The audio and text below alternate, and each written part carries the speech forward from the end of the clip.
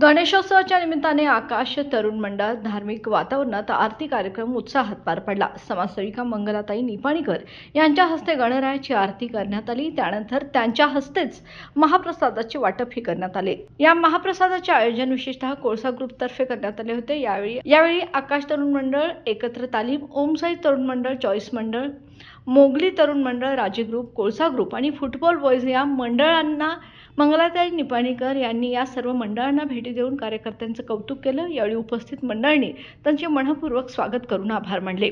भविष्यातही समाजकार्य व धार्मिक उपक्रमांना आपले सहकार्य राहील असे आश्वासनही मंगलाताई निपाणीकर यांनी दिलं।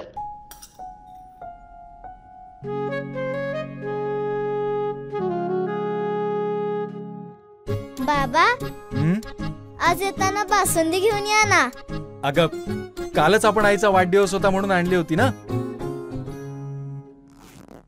ऐकलं, गोकुळची बासुंदी पुन्हा खावीशी वाटतेय।